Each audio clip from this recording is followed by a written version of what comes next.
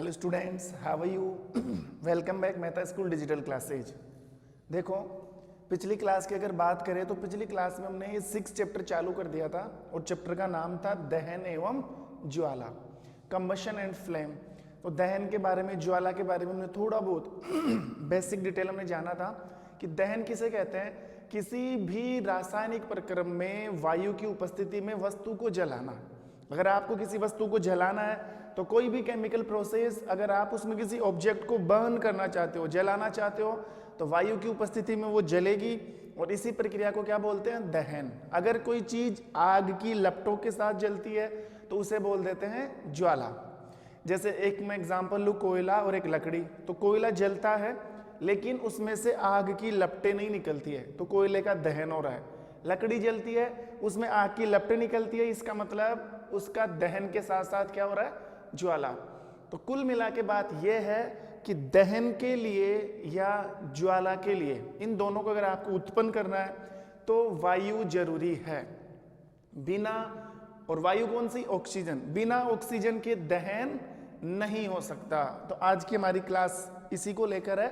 आज का टॉपिक यही है कि दहन के लिए वायु क्यों जरूरी है।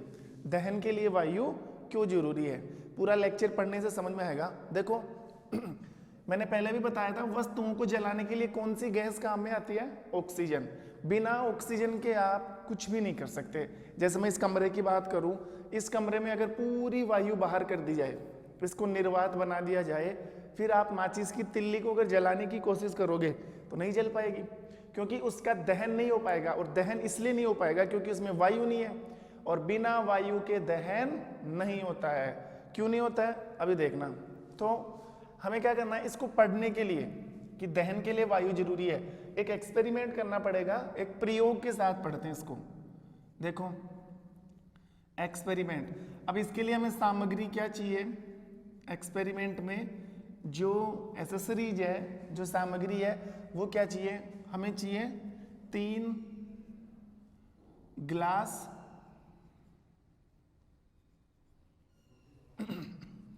3 ग्लास और 3 ग्लास, 2 छोटे लकड़ी के गुटके, बस 3 ग्लास, 2 छोटे लकड़ी के गुटके और 1 मोमबत्ती। एक क्या चाहिए? मोमबत्ती। ये एसेसरीज है, ये सामग्री है इस प्रयोग को करने के लिए। देखो करना क्या हमें सबसे पहले एक, ऐसे मान लो एक लकड़ी की सरफेस लेनी है। एक लकड़ी की सरफेस लेनी है, कुछ ही मान लो आयताकार लकड़ी का टुकड़ा लेना है या वर्गाकार लकड़ी का टुकड़ा लेना है। तो ये एक लकड़ी का टुकड़ा हमने ले लिया। देखो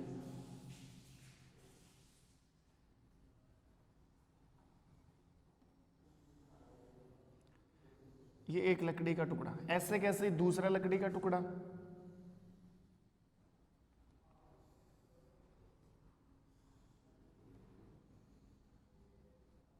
ऐसे कैसे तीसरा लकड़ी का टुकड़ा,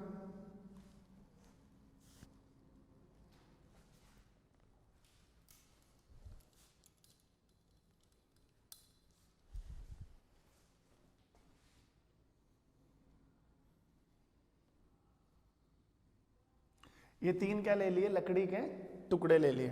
ठीक है, अब इन तीनों लकड़ी के टुकड़े ऐसे ऐसे मान लो फर्श की तरह 3 लकड़ी के टुकड़े ले लिए। अब उन पर ग्लास रखना है। उन पर क्या रखना है? ग्लास रखना है। देखो, और ग्लास किस तरीके का लेना है? ध्यान रखना, ग्लास हमें लेना है जो ऊपर और नीचे दोनों से उसका मुंह खुला होना चाहिए। जैसे नॉर्मली ग्लास की बात करें ना, उसका नीचे वाला जो तली होता है पैंदा, वो तो बिल्कुल पैक होता है ताकि चीजें रुक सके उसमें। लेकिन हमें ये जो ग्लास लेना है वो एक बेलनाकार आकृति का तो होता ही है, लेकिन उसका ऊपर वाला मुंह, नीचे वाला मुंह, दोनों मुंह क्या होने चाहिए? खुले होने चाहिए, मतलब आर पार होना चाहिए वो। तो देखो ये लकड़ी का आयताकार टुकड़ा। अब हमें जो केस फर्स्ट है, ये क्या है? Case first. ये मान लो केस सेकंड और ये है केस थर्ड। अब जो केस फर्स्ट है उसमें लकड़ी का जो आयताकार टुकड़ा ले रखा है या जो वर्गाकार टुकड़ा है, वहां पर 2 लकड़ी के गुटके रखने हैं छोटे ऐसे,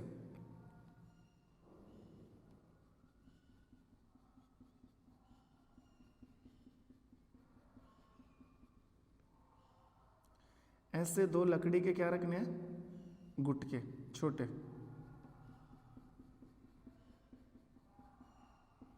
ऐसे।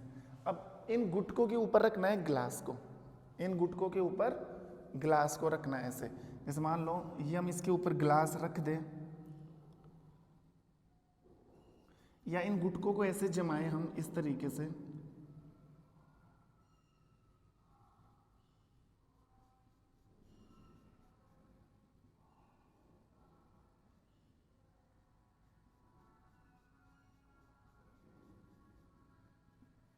ऐसे जमाएं हम।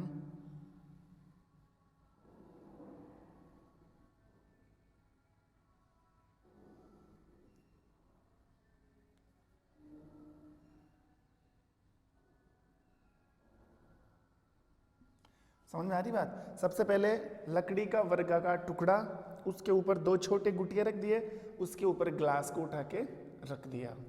ठीक है, उसके ऊपर ग्लास को उठा के रख दिया। अब हमें करना क्या है, इस ग्लास के बीच में यहाँ पर एक जलती हुई मोमबत्ती, ये लकड़ी है, लकड़ी का टुकड़ा है नीचे, उसके ऊपर जलती हुई मोमबत्ती रखनी है, जलती हुई मोमबत्ती।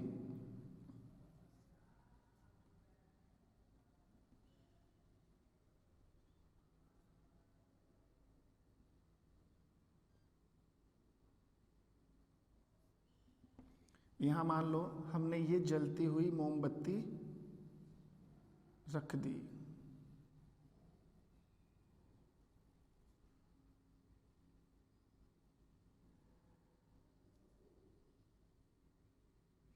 और ये जलती हुई मोमबत्ती ग्लास के अंदर है, ध्यान रखना। ये लो, ऐसा प्रोसेस है। एक बार वापस आओ, कुछ नहीं कर रहे, हम ये चेक करना चाह रहे हैं कि क्या सचमुच दहन के लिए वायु जरूरी होती है क्या? क्या किसी वस्तु को अगर हमें जलाना होता है, किसी चीज को अगर हमें जलाना होता है, क्या सचमुच वो ऑक्सीजन की उपस्थिति में जलती है? वो एक्सपेरिमेंट कर रहे हैं। तो उसके लिए हमने 3 आयताकार लकड़ी के टुकड़े ले लिए। ठीक है, अब जो केस फर्स्ट है, मतलब जो पहला लकड़ी का वर्गाकार या जो आयताकार टुकड़ा है उसके ऊपर 2 गुटके रख दिए हमने। नाम दे दो सबको। ये तो क्या है, लकड़ी का टुकड़ा। ये क्या है, लकड़ी के गुटके। ये क्या है, ग्लास। और ये क्या है, मोमबत्ती। ये क्या है, मोमबत्ती। अब सेकंड केस में क्या करना है, केस फर्स्ट आपको समझ में आ गया। सेकंड केस में ये काम करना हमें कि ये जो लकड़ी के गुटके हैं ना, वो हटा देने नीचे से। देखो यहाँ पे क्या काम हो रहा है, सुनना ध्यान से। ये मोमबत्ती इसलिए जल रही है, ये मोमबत्ती इसलिए जल रही है क्योंकि ऊपर से वायु आ रही है। ये खुला है ना इसका मुंह, इसका मुंह नीचे से भी खुला है, इसका मुंह ऊपर से भी खुला है। कंडीशन पहले यही डाली थी मैंने, जो ग्लास के दोनों मुंह है ना वो खुले होने चाहिए, ओपन मुंह वाला ग्लास होना चाहिए। तो ऊपर से क्या आ रही है, वायु आ रही है कि नहीं आ रही? और इस वायु के अंदर कौन सी गैस है, ऑक्सीजन। तो ये जो ग्लास है, इसका नीचे वाला, इसका जो तली वाला मुंह देखोगे नीचे, ये भी गुटकों के ऊपर रखा है, तो हवा तो इधर से भी जा सकती है। ये भी तो खुला है ना मुंह, तो और ये गुटकों के ऊपर रखा है, तो हवा तो इधर से भी क्रॉस करेगी। मतलब इस मोमबत्ती को दोनों तरफ से क्या मिल रही है, वायु मिल रही है। इस मोमबत्ती को दोनों तरफ से ऑक्सीजन मिल रही है, और इसी ऑक्सीजन की उपस्थिति में ये मोमबत्ती क्या कर पा रही है, अपने आप को दहन कर पा रही है, अपने आप को जला पा रही है। तो मोमबत्ती जल रही है क्योंकि दोनों तरफ से इसको क्या मिल रही है, इसको दोनों तरफ से वायु मिल रही है। अब हमने क्या किया, थोड़ा सा फेरबदल कर दिया, थोड़ा सा फेरबदल किया। फेरबदल ये है कि केस सेकंड के अंदर ये जो लकड़ी के गुटके हैं ना, उनको हटा लो आप, ऊपर वाला मुंह खुला रहने दो, लकड़ी के गुटकों को हटा लो।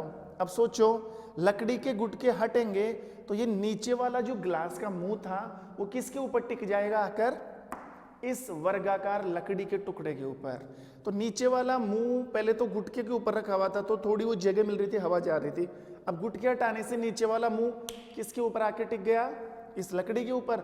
मतलब नीचे से वायु की पूर्ति क्या हो गई, बंद।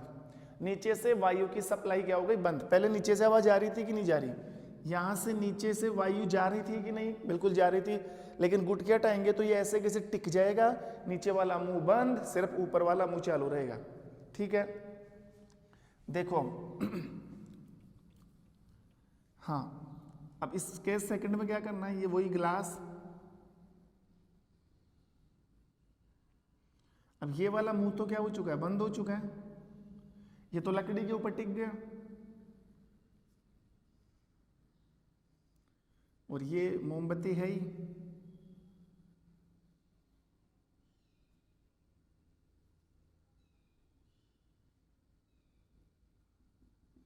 अब बताओ, अगर यहां से लकड़ी के गुटके हमने हटाए हैं और ये ग्लास यहां पे आके नीचे टिका है, मतलब नीचे की वायु की सप्लाई बंद, अब नीचे से वायु नहीं जा रही है।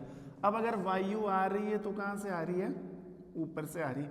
तो देखो ऊपर से वायु आ रही है, लेकिन यहाँ पर दिक्कत हो रही है। पहले तो नीचे से वायु निकल कर ऐसे घुसकर ऊपर से क्रॉस हो रही थी, तो इसको आराम से हवा मिल रही थी, ऑक्सीजन मिल रही थी, अपने आप को जला पा रही थी। लेकिन यहाँ पर अब दिक्कत होने लग गई ना। अब ये जो मोमबत्ती की ज्वाला है, ये मोमबत्ती की क्या है, ज्वाला है। अब ये थोड़ी बहुत ऐसे फड़फड़ाने लग जाएगी, ऐसे बुझने की कोशिश करेगी।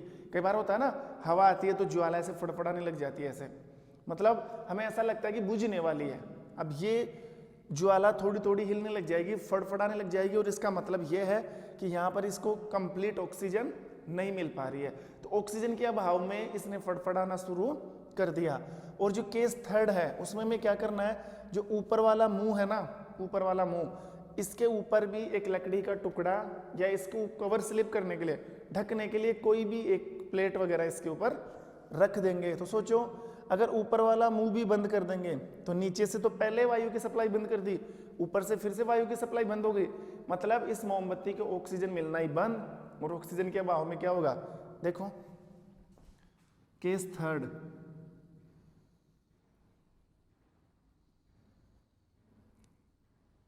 ये नीचे से मुंह बंद है, ये जलती हुई मोमबत्ती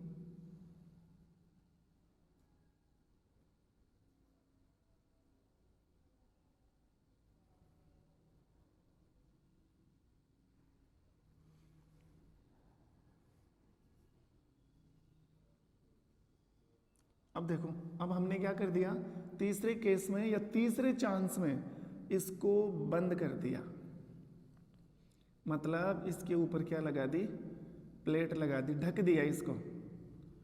अब जब हम इसको ढक देंगे तो ऊपर से भी वायु की सप्लाई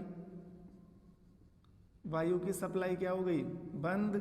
नीचे से वायु की सप्लाई पहले ही बंद कर चुके हैं, मतलब अब इस मोमबत्ती को दोनों तरफ से ही ऑक्सीजन या वायु नहीं मिलेगी। तीसरे केस में किया क्या है, ऊपर वाला जो मुंह खुला हुआ था उसको भी हमने पैक कर दिया। कोई भी प्लेट मान लो या लकड़ी का समतल टुकड़ा मान लो, टुकड़ा डलने से ऊपर वाला मुंह बिल्कुल बंद, अब हवा ऊपर से भी नहीं आ सकती, पहले से हमने पहले नीचे से पहले ही बंद कर दिया था, मतलब दोनों तरफ से वायु की सप्लाई या ऑक्सीजन की सप्लाई क्या हो चुकी है, क्लोज, यानी कि बंद हो चुकी है। अब आप देखोगे कि तीसरे केस में थोड़ी देर के बाद ये मोमबत्ती फड़फड़ा कर क्या हो जाएगी, बंद। कुछ टाइम के लिए जलेगी है, और कुछ टाइम के लिए क्यों जलेगी, क्योंकि इतनी तो इस ग्लास के अंदर क्या है, ऑक्सीजन। पहले ऊपर वाला मुंह खुला था ना, तो इसमें वायु भर गई थी ना ग्लास के अंदर, तो जितनी देर तक इस ग्लास में ऑक्सीजन रहेगी जितनी देर तक मोमबत्ती जलती रहेगी, जितनी देर तक ग्लास में ऑक्सीजन रहेगी उतनी देर तक ग्लास में मोमबत्ती जलती रहेगी। जैसे ही ऑक्सीजन खत्म, ये मोमबत्ती भी पहले फड़फड़ाएगी और फड़फड़ाने के बाद बुझ जाएगी। समझ में आ रही है, मतलब यहाँ पर मोमबत्ती जल रही थी केस फर्स्ट में, ऊपर से भी वायु मिल रही थी, नीचे से वायु, आराम से इसका दहन हो रहा था, कोई दिक्कत नहीं। सेकंड केस में क्या किया, सेकंड केस में नीचे वाला मुंह बंद कर दिया, जो लकड़ी के दो गुटके थे उनको हटा दिया और ग्लास को ऐसे कैसे लकड़ी के आयताकार टुकड़े पर टिका दिया, मतलब नीचे से वायु की सप्लाई कंप्लीटली बंद। तो मोमबत्ती को दिक्कत होगी, थोड़ी थोड़ी फड़फड़ाएगी, क्योंकि ऑक्सीजन की क्या होने लग गई, कमी। तीसरे केस में नीचे से पहले बंद कर चुके हैं, ऊपर वाला जो मुंह है उसको भी लकड़ी का समतल टुकड़ा लगाकर उसको भी क्या कर दिया जाएगा, बंद। मतलब ऊपर से भी वायु की सप्लाई बंद, नीचे से भी वायु की सप्लाई कंप्लीट बंद। ये मोमबत्ती कुछ देर के लिए जलेगी, क्योंकि इस ग्लास के अंदर कुछ मात्रा में ऑक्सीजन बाकी है। जैसे ही इस ऑक्सीजन की मात्रा खत्म हो जाएगी, ये मोमबत्ती फड़फड़ा कर बंद हो जाएगी। और केस थर्ड में आप देख चुके हो कि मोमबत्ती क्या हो चुकी है, बुझ चुकी है। तो यहाँ पे हम बोल सकते हैं कि ये कौन सी मोमबत्ती है, बुझी हुई मोमबत्ती। तो आप सोचो, अनुमान लगाओ, ये तीसरे केस में मोमबत्ती बुझी क्यों? फिर आप कहोगे सर ऊपर नीचे से बंद कर दिया ना, बंद करने से क्या हुआ, वायु नहीं मिल रही। वायु में कौन होती है, ऑक्सीजन।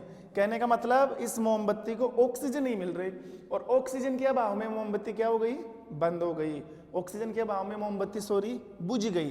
तो साफ साफ इस चीज से जाहिर हो रहा है, साफ साफ स्पष्टीकरण निकलता है कि वस्तुओं को जलाने के लिए, वस्तुओं के दहन के लिए वायु बेहद जरूरी है, यानी कि वायु बहुत ज्यादा आवश्यक है। समझ में आई बात? और यही तो हम पढ़ रहे थे। अब हम अच्छी तरह से जान चुके हैं कि दहन के लिए क्या चीज जरूरी होती है, दहन के लिए वायु बहुत ज्यादा जरूरी होती है। तो ये एक एक्सपेरिमेंट था, समझ में आया होगा। अब जो नेक्स्ट टॉपिक है वो भी इंटरेस्टिंग है, देखो क्या है, पढ़ते हैं।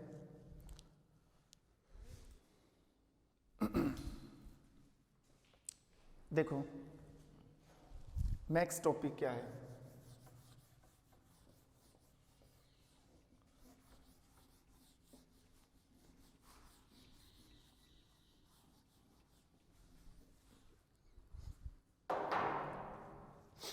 नेक्स्ट टॉपिक है ज्वलन ताप।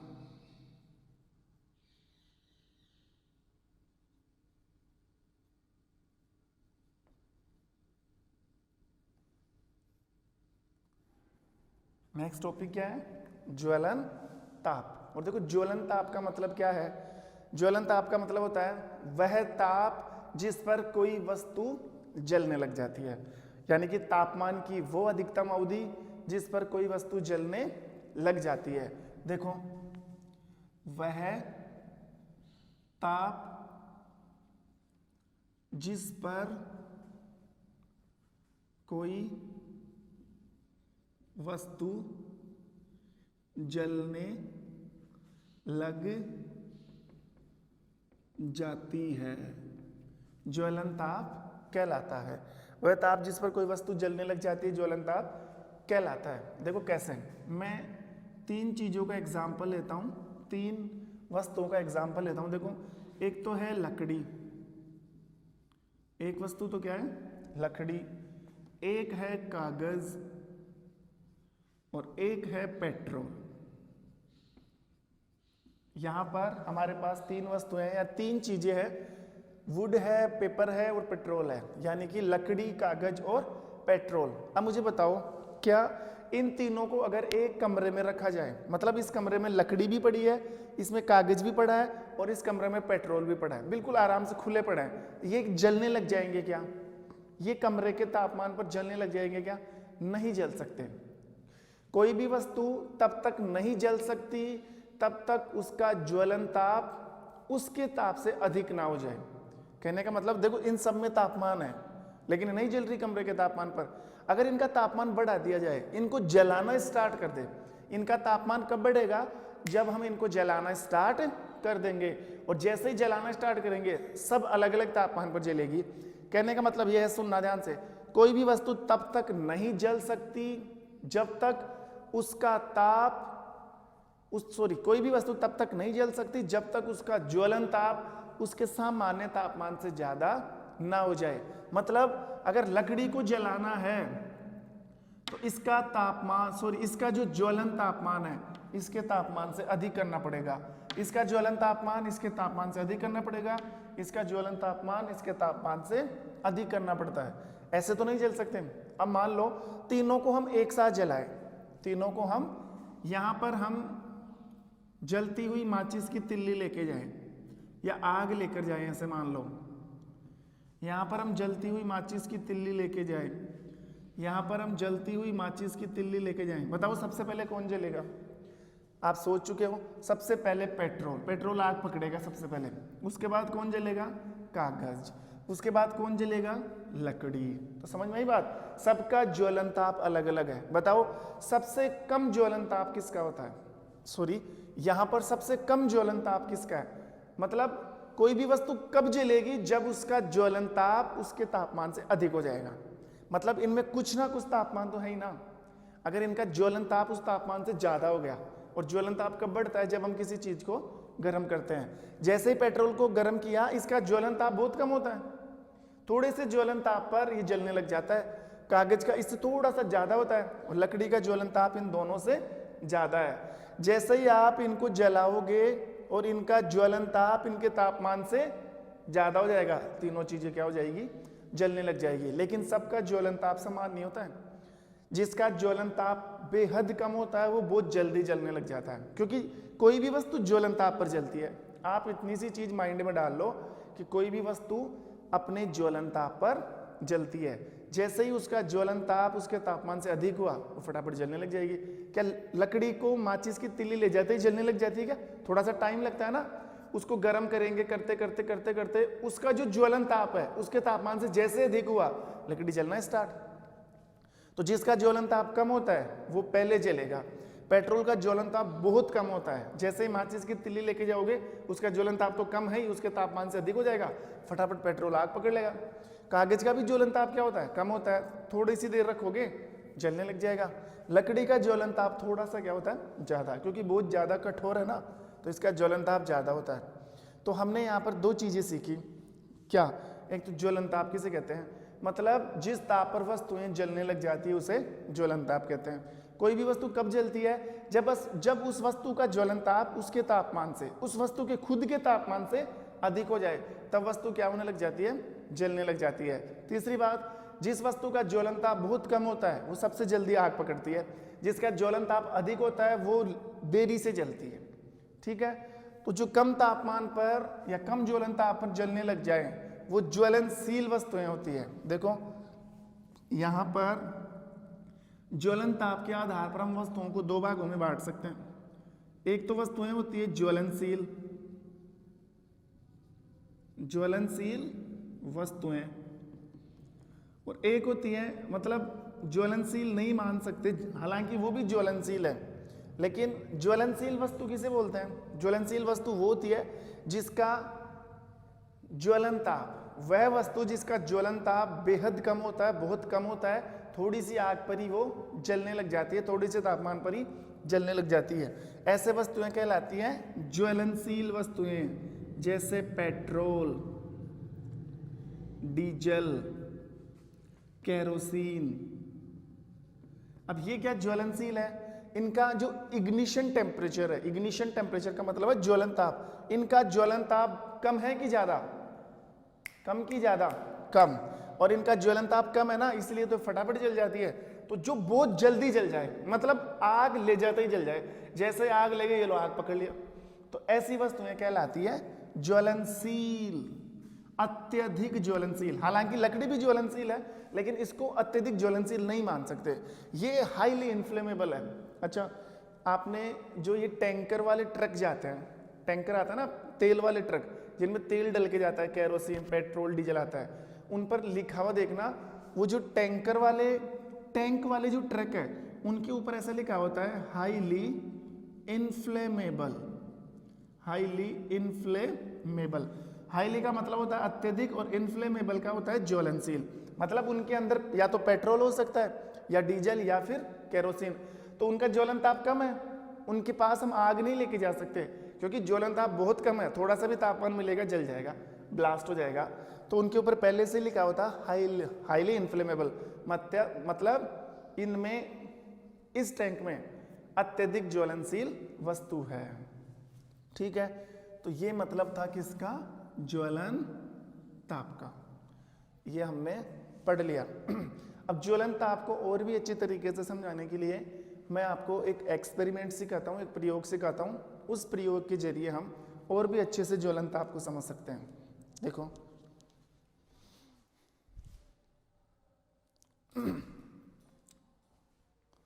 तो ये ज्वलन ताप वाला टॉपिक तो खत्म, हमें एक एक्सपेरिमेंट करके समझना है ज्वलन ताप को, कि कैसे ज्वलन ताप, मतलब समझ में तो आ ही गया, लेकिन मेरे को एक प्रयोग बताना है कि कौन सी वस्तु का ज्वलन ताप कम है, कौन से का ज्यादा, और कौन सी देखो ज्वलन ताप कम होने से पहले जल रही है, कौन सी बाद में। ऐसे एक ही वस्तु पर दो एक्सपेरिमेंट है, तो अभी तो हो नहीं पाएगा, लंबा चौड़ा मैटर है, ये हम नेक्स्ट क्लास में क्लियर करेंगे। तब तक के लिए thank you, have a nice day.